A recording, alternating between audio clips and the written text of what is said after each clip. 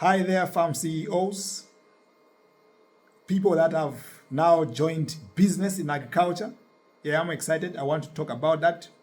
My name is Mwale Gilbert, and I started out a conversation last time concerning business in agriculture.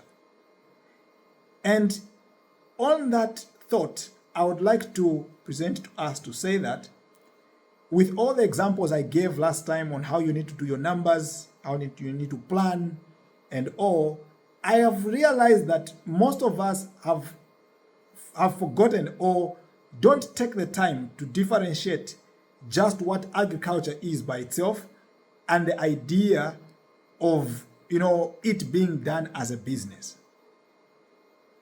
There are people out there who have the responsibility of doing what is called R&D in agriculture. People who work at ZARI.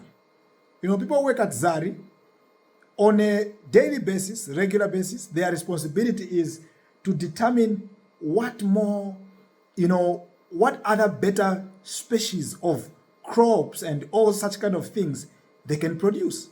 So you will go and find there, when you go there, you will actually find that we have got more than 1,000 varieties of different crops, groundnuts and, sugar beans, maize and all these things, different varieties they have created by simply crossing, between one breed to the other. That is agriculture. By itself, just on its own, you are growing things, keeping animals for the purpose of understanding different things from it. And growing animals, keeping animals and growing crops just to eat them, or for the purpose of getting better versions and things like that. Now, the moment you decide that you want to sell any of those things, business has begun. Because now the question is that as you are selling, the thing we must understand is that, are you making profit? Or are you breaking even? Or are you making a loss? So we need to think about it now. The moment you grow or keep these animals, and then you think about wanting to sell them so you can make money out of it, you have entered the business environment. And therefore, the laws and the principles of business apply on you. So it's either you are aware that you are making a loss, you are breaking even, or you are making a profit. So on this platform, like I said, we are concentrating primarily on the business of agriculture. The question for us is that, how can I be able to grow a farm enterprise?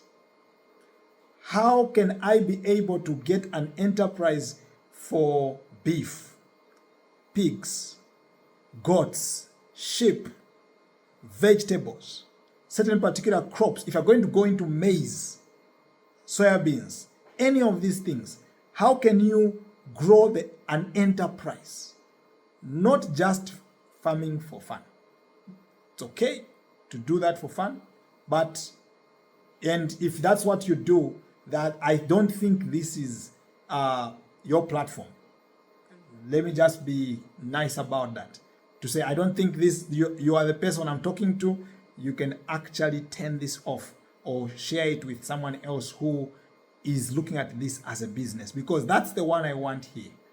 I want us to get to a place where we understand that we can have 5, 10, 15, 20, 100 Zambeefs if we all pay attention and stop going to the farms as a hobby.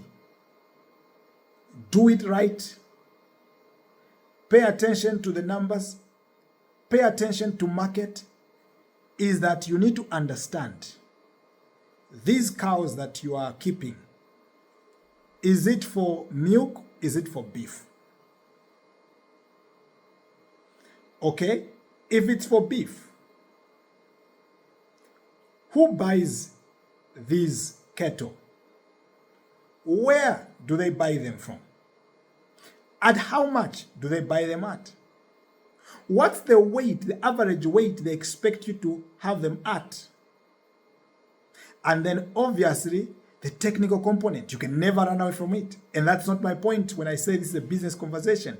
The technical conversation is critical. This is why I always make sure we help people recruit technical experts on their farm. So that one is a no-brainer. But we're discussing business. As a farm CEO, you need to understand the business of your farm. So, have you looked through your numbers lately to understand where are you losing money? Where are your people making mistakes that are costing you a lot of money in your farming enterprise? How much margin? I've asked clients many times, these chickens that you are keeping, what is your percentage margin per cycle? And somebody will be looking at me and wondering. And this is why we actually have a very serious battle that happens out there concerning why are people setting prices for us? Well, because you are not a businessman. So you don't know how to set the price for your own product. So somebody else will do it for you. All right, let's switch up there. Let's take responsibility of our own farms and begin to produce, products that we have well calculated for. When you find that one particular enterprise, which is either, keeping chickens, growing vegetables, is not doing as well, it's not producing as much results as you desire, even if it's an area of your interest, maybe it's time you let go of it and get into another enterprise on your farm that is going to help you make money. Because it's high time your farm pays for itself and all the activities that are happening there. Remember, this is my agenda with us and with everyone that is doing farming. As a farm CEO, from now onwards, this is business in agriculture, BizAg. And all of us as owners of farms, we are now farm CEOs because we are understanding at the right level of how to manage the technical issues of our business and the business side of our farms. And together, we are going to be able to have the right results. And I hope that I'll be hearing some of your thoughts and your comments about some of these things. And what has been your experience as well, when it comes to the business of agriculture? What don't you get? What don't you understand? Where are you having challenges when it comes to determining whether, this is the right enterprise to be in or not? Wishing you the best.